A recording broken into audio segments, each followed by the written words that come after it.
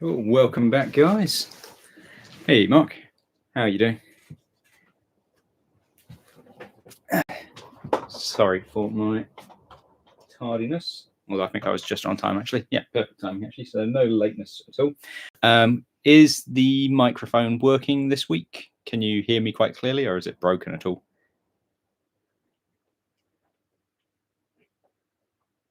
Hopefully it's okay. Yeah, if it does break up during the recording, just sort of shout out so that I can see if I can do anything about it. I'm not entirely sure if there is anything, but I might be able to. Anyway, hopefully it works.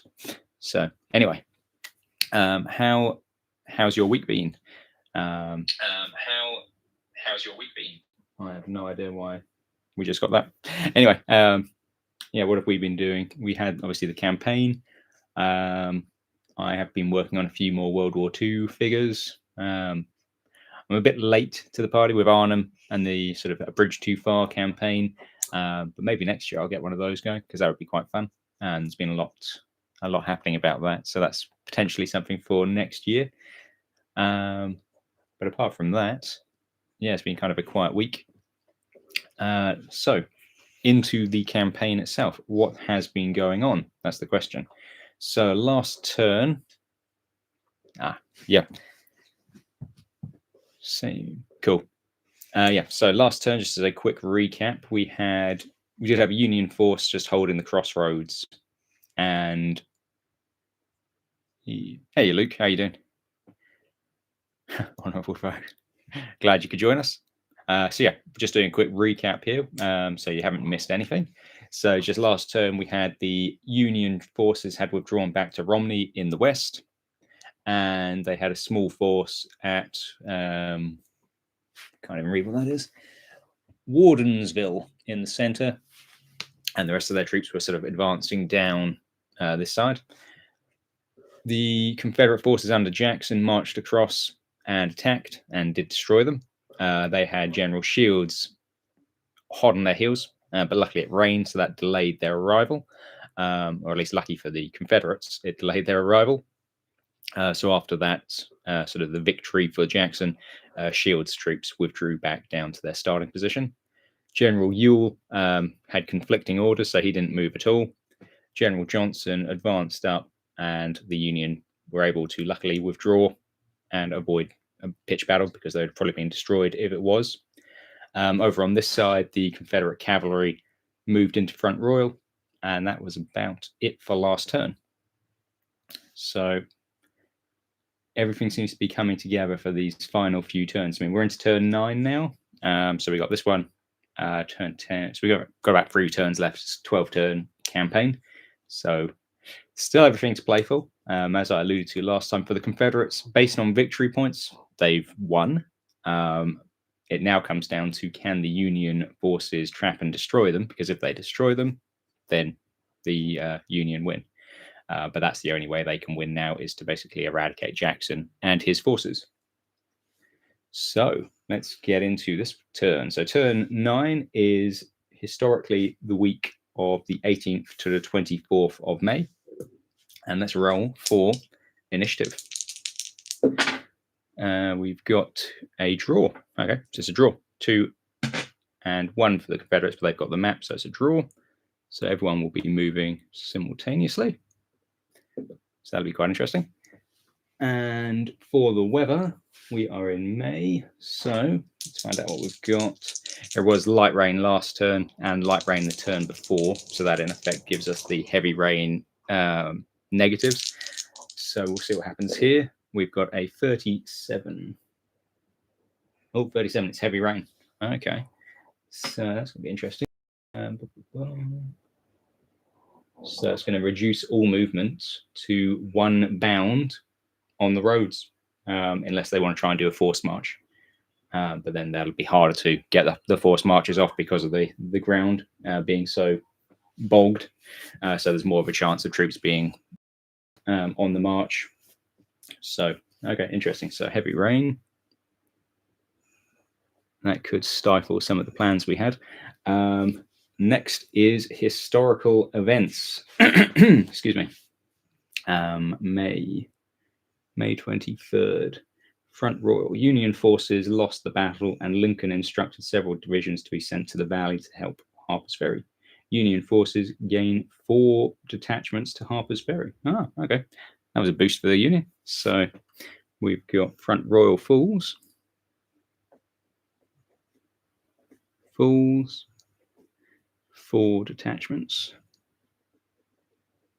to Harper's Ferry. Cool. All right. There you go. 4 detachments of reinforcements. Moraine. This became an. I know. I know. Need to get some gunboats coming up. Okay, that's quite interesting. I didn't actually remember putting that historical event in, but cool. I'm not sure how that's going to affect the overall thing, but definitely a bonus for the Union there. So that's cool. Now we've got our random events for the Union. Let's have a look. We've got an 18, and an 18 is See the Elephant. A random unit gains 5 experience / cohesion before the next battle. Number of units, isn't it? Oh, yeah. So cool. See the Elephant. Seen the Elephant. Plus 5 cohesion / experience. Cool, that's pretty good for them. If we get to choose the reinforcement composition, I suggest 2 infantry and 2 cavalry. Yeah, why not? I've got no problem with that. Okay, let's write that down. 2 inf and 2 cav. Cool. Alrighty. And rebel reinforcements. Let's have a go. Rebel reinforcement. Rebel random event, sorry. 14. So they get Gallant Gentleman. A fine officer has joined a unit of your choice. Add 4 cohesion to that unit. That's pretty good. So both are doing okay. Gallant Gent plus 4 XP to a unit of your choice. Cool. That's quite handy for the Confederates and quite handy for the Union. So overall, nothing too bad there for either side, which makes a bit of a change. It has been kind of going against the Union each time for the last few turns. So interesting. Alrighty. So what I need to do now is just find out what the results of the poll were. Let's just give me a second. And I will find them. So community. Turn 9, rebel options. With 54%, we went for option 2. And that was Jackson, Garnett, and Ewell in the center will aim to march on Strasbourg. Cavalry forces will also attack from the east, and Johnson will continue his pursuit in the west. Okay. And for the Union, with 47%, they've gone for option 1, and that is McDowell and Shields, which are those 2, will march divided. So 1 down this road, 1 down that road.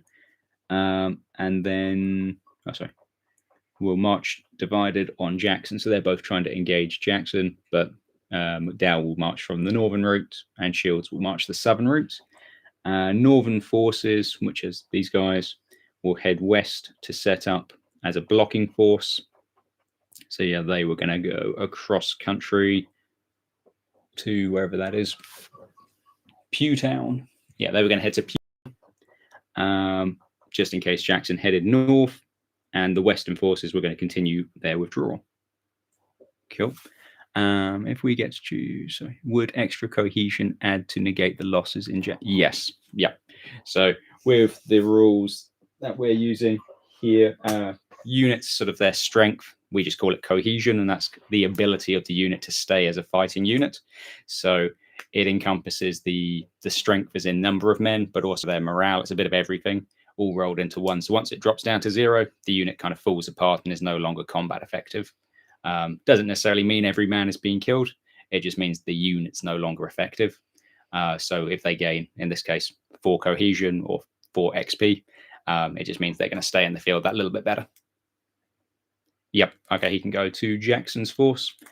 So Jackson's force.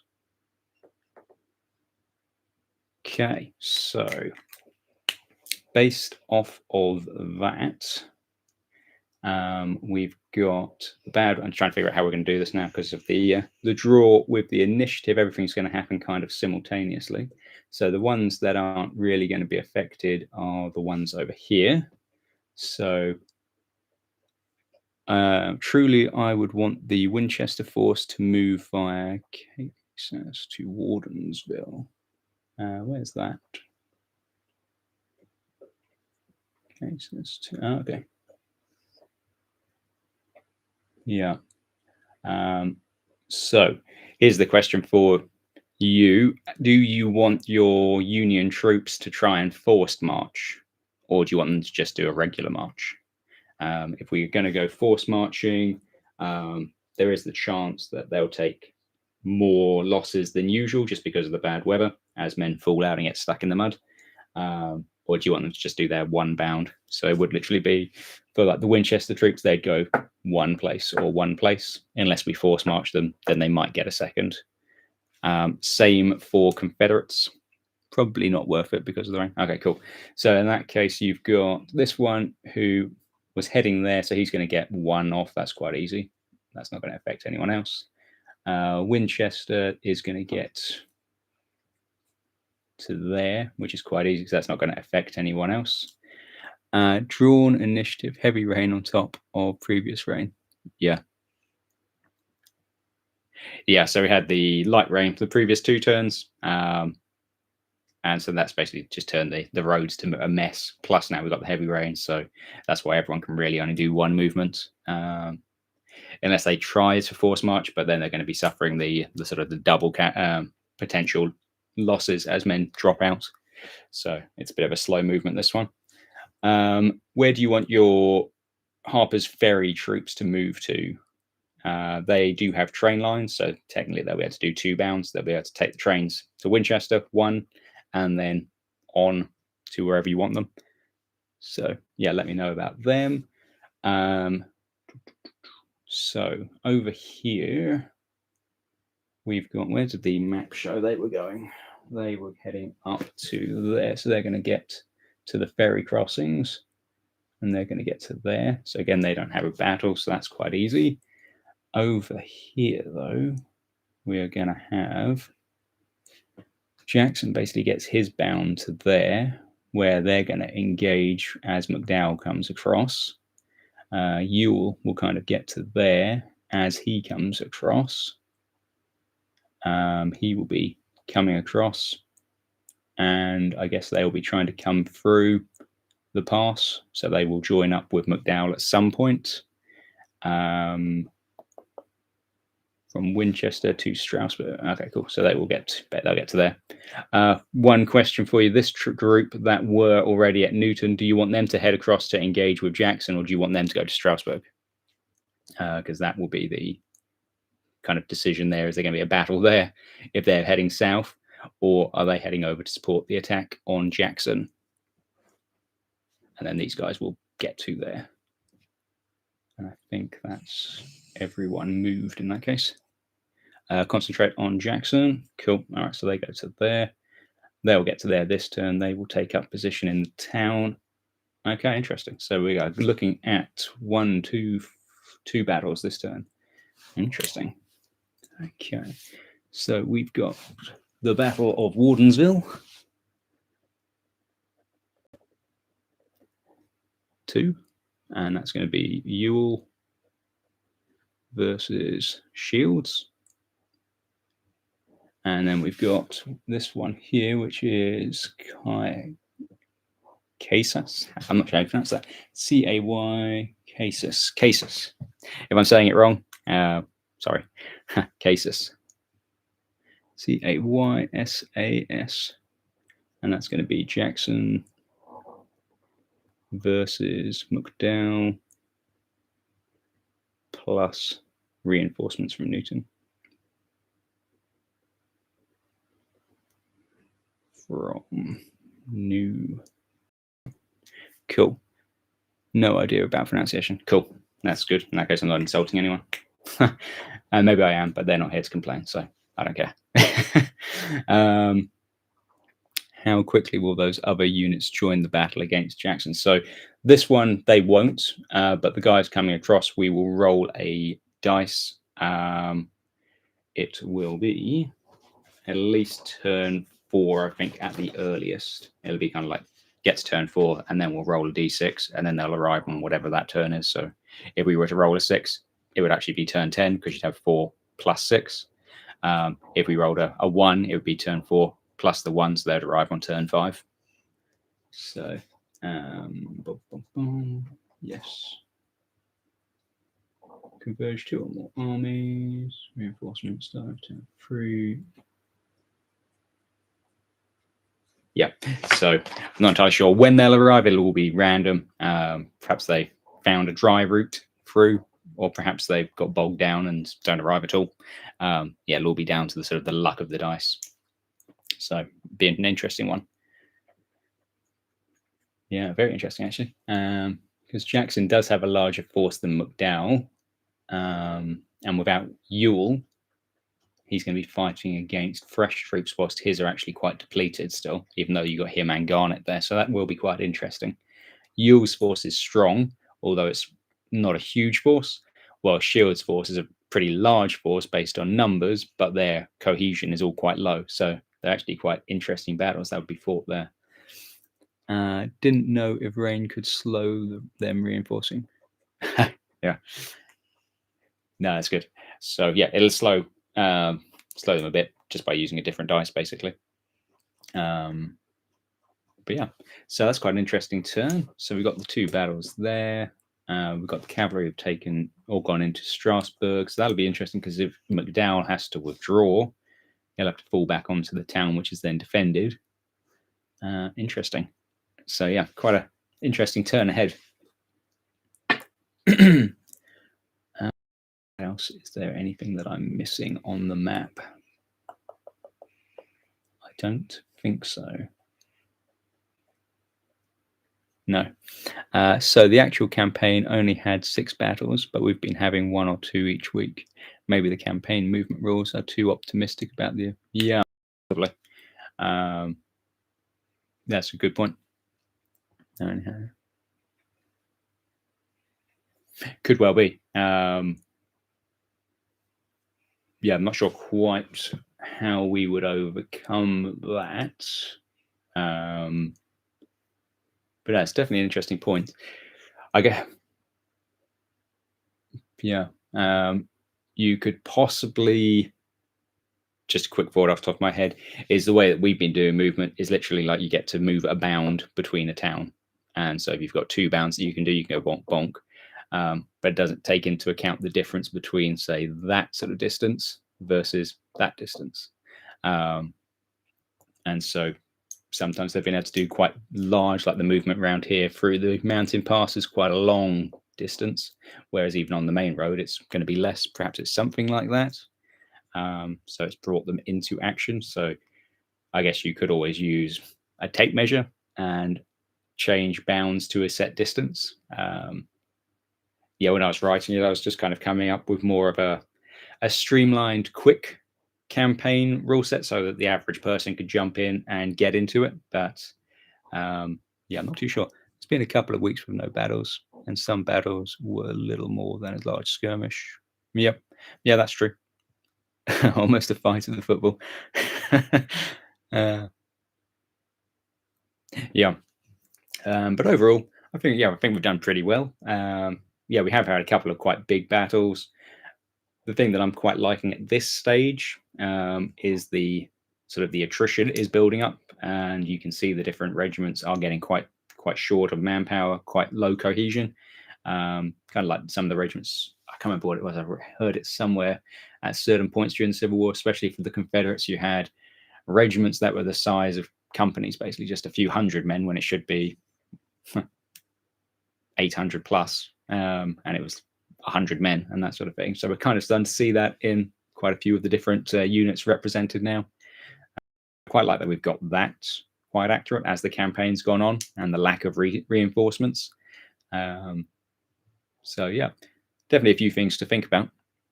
and I definitely appreciate all of your guys' input into it. Yeah, it's definitely making it very, very good. By late 64. Yeah, yeah, exactly. So, yeah, when you think of the difference between sort of some of the Union units in these games now and the Confederates are pretty low. It's why I'd have advised caution and uniting forces. Yeah, yeah, that's what I thought. My one was for the Confederates under Ewell and Jackson to head north and then possibly join up with Johnson, who's coming across, and then we'd have a larger force to probably go up and try and destroy Cumberland or fall upon some of these smaller units. But yep, I was outvoted. For the Union, I went for aggression, just have everyone converging in to try and destroy them. So that's kind of the only way to win. Maybe it's a bit gamey in that to win the game, you've got to do that. And you maybe wouldn't necessarily do that historically, but yeah, that's what I went for.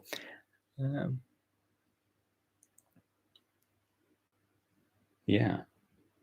So just as a quick recap for myself, we've got the draw. I've really enjoyed this. Engaging. Yeah, I know.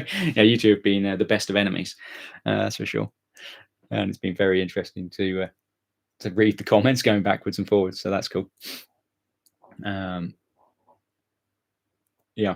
In between, like when I do the weekly recap video, and that's kind of a bit late then. Yeah. I was trying to think if there's a way of having people have more of an input into the options, because the way it kind of works at the moment, we have the live on the Friday where we do this part. Then I fight the battles on Sunday, make the video which shows you kind of what's happened and gives the options, and that comes out Tuesday or Wednesday usually.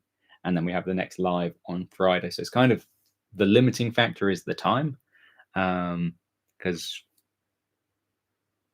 yeah, I don't have that much time, but it would have been quite nice to be able to get other people's opinions on the different options. But I'm not really sure quite how I could have done that at this stage. Just yeah, I think that would have been quite good. Somewhere around the center there, we could have had all of the Confederates combined, and then the Union troops coming on from different routes. Would have been quite an interesting one. Yeah, the last throw of the dice. Anyway, I think that's pretty well it for this turn now.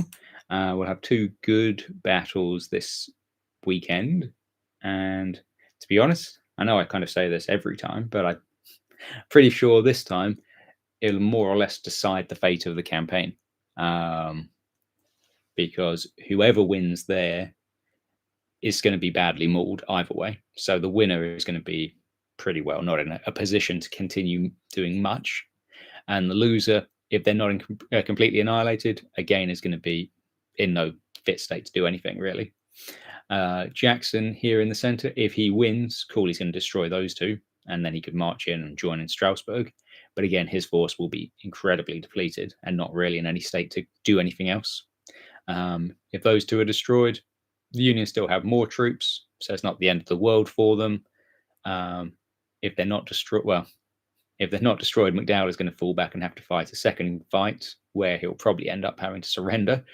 And those guys will just fall back. So yeah, I think either way, it's going to be that deciding turn. This is crunch time for the Union. Yeah, if they've got to win this turn, and if they win, I think they stand a chance of winning the campaign. If they lose this turn, I think the campaign's pretty well over, because that's their two big forces. And if they get crunched, then they're not going to be able to do it. Roll well, perhaps. Yeah, exactly. And having the heavy rain, that is going to put some effects into the battle as well. What is it? So roll a d6 each turn of the battle. On a 1 to 5, no muskets or artillery can fire because of wet powder. So yeah, it's going to affect their abilities to actually fire as well. So, and movement is reduced. So it's quite a devastating thing having the heavy. Strategically, I would think the rebel government would not be so happy about Jackson's losses because they're needed. Yeah, I think you're pretty right there. yeah, if you think historically he was coming across and then was joining them. So here, although he has held up and drawn in even more Union troops, which is good, his guys haven't been available to go over to assist. So, yeah. Anyway, very interesting situation, and I am really looking forward to seeing what happens next. It'd be quite interesting if we could have, again, this is a theoretical thing, but if you had the other campaign going on and both sides needed these sort of reinforced groups, but they're all getting tied up here to see what the effect would actually be on the sort of the Peninsular campaign. That would be quite an interesting one. Rebel losses into yeah. I think after we've finished, I will be going through basically all the notes that I've taken over the course of the weeks and the suggestions in the comments, and then probably make a few changes, which will make it even better. He has taken troops away that might have gone on to Richmond themselves. Yeah, so it's quite an interesting situation. And yeah, definitely for the rules. Once we get to the end and I've gone through it all, I'll probably do a video where I'll just sort of talk about the changes and the updates that we've made just through the campaign. And yeah, I think the end result is going to be a much better system. So thank you all for your inputs there. So Union lost time and men on this campaign. Yeah.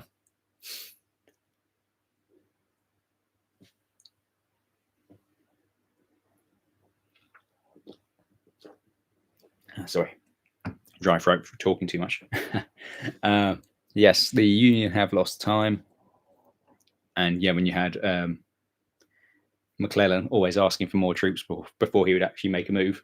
Yeah, this is quite a few troops that have been tied up, so he would be probably panicking a bit more.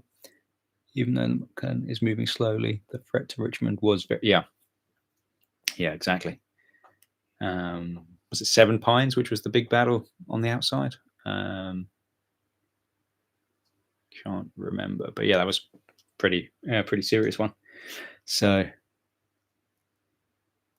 yeah, it'd be quite interesting to actually go through and figure out what we've actually had. Again, I can't do it off the top of my head. I'd have to look through the notes, but how many divisions, brigades, etc., have been funneled into our campaign versus the historical campaign, and then how many of those historically would have been already sent over to help in the Richmond area and the Peninsula from both sides, and see whether it actually made a huge difference. Malvern Hill. Oh yes, Malvern Hill. I think that's probably what I was thinking about there. Yeah. So yeah, definitely the Confederates are being bled at this point.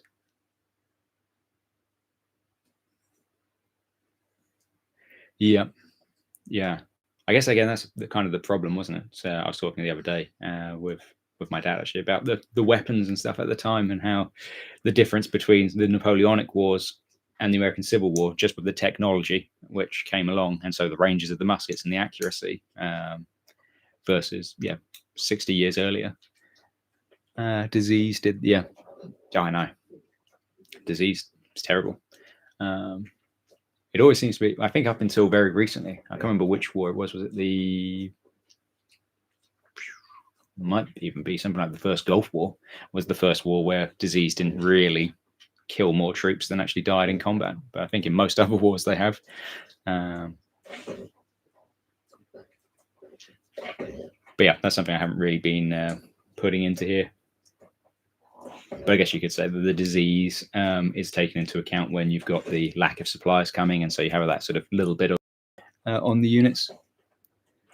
Wasn't that much more deadly than the big Napoleonic battles. Oh, interesting. Okay. I didn't know that. Yeah, I was thought that they were. Fair enough. In terms of the chance of being killed or wounded. No. Fair enough. Okay. Yeah, interesting. Yeah. It'd be quite interesting to get a breakdown on those numbers, because you kind of think of with a musket of the Napoleonic Wars, if you didn't really have much accuracy over 50 to 100 yards, what the difference would be between a Civil War musket / rifle, whether there was actually that much difference or whether they were still really just engaging at the same distances. Yeah, I'm not entirely sure on that. I'm pretty sure they were slightly more accurate, but were they firing at longer range, or were they still holding their fire until relatively close range? Would be interesting. I think artillery probably had slightly longer range, but again, were they using the range? Or yeah, that would be quite interesting to actually do a bit of research into and see if we can figure that out. And one of those, would you rather be at Borodino, Gettysburg? Yeah, exactly. Yeah, I was just watching a documentary about Borodino, and that was pretty a brutal one, actually. So I think maybe Gettysburg, just because you're not getting ridden down by cavalry or having to. Yeah, I don't know. I don't think I particularly want to be in either one, to be honest. But yeah, anyway, I think that's about all the time we've got for today. But I will get these numbers drawn up in the orders of battle and everything, and then we'll get these battles fought on Sunday, and I will let you all know how it's going as quickly as possible after that for next week. But thank you very much for the chats tonight, guys, and thank you for taking part. And I'm looking forward to the next phase. So I will see you guys next week. Thanks, Luke, and I hope you have a great weekend, and Mark as well, and anyone else who's listening. Thanks, guys.